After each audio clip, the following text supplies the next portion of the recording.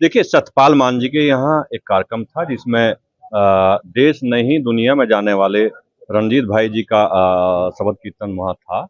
तो उस कार्यक्रम का मुझे न्योता था, तो मैं उस कार्यक्रम में आया था और मैं सौभाग्यशाली हूँ कि कम से कम इतने अच्छे धार्मिक कार्यक्रम में मुझे आने का मिला।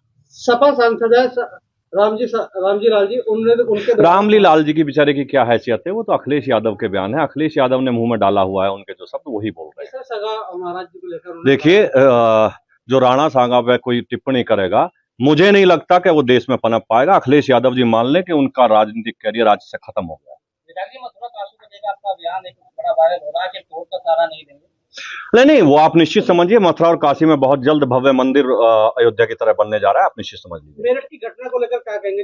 वो दुर्भाग्यशाली घटना है, उसमें कम से कम फांसी की सजा होनी चाहिए। वो समाज में एक अच्छा मैसेज नहीं जाता, और पति पत्नी का रिश्ता दुनिया का सबसे पवित्र रिश्ता होता है। उस पवित्र रिश्ते का जो हनन हुआ है वो बहुत दुर्भाग्यशाली है। हमारे यहाँ चरसावल क्षेत्र में एक नाबालिग लड़की को छेड़ा गया है, जिसके बाद मुस्लिम समाज के द्वारा वहाँ पथराव भी किया गया, लड़की के ऊपर खोलता हुआ तेल डाल दिया गया। उसको लेकर क्या? जो इस तरीके के गुंडे हैं वो किसी भी समाज के हैं, उन गुंडों का इलाज भारतीय जनता पार्टी की और योगी की सरकार है। आप निश्चित समझिए उनका इलाज ऐसा होगा कि 7 पुश्ते उनकी याद रखेंगे। औरंगजेब को लेकर क्या कहेंगे?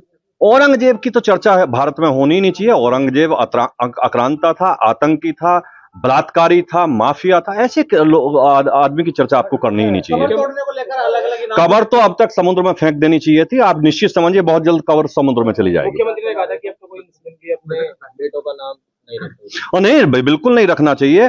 बाबर अकबर जैसे आक्रांताओं के नाम पर तो बच्चों का नाम रखना भी नहीं चाहिए, और जो भारत का सच्चा मुसलमान है वो इस तरीके के नाम रखता भी नहीं है।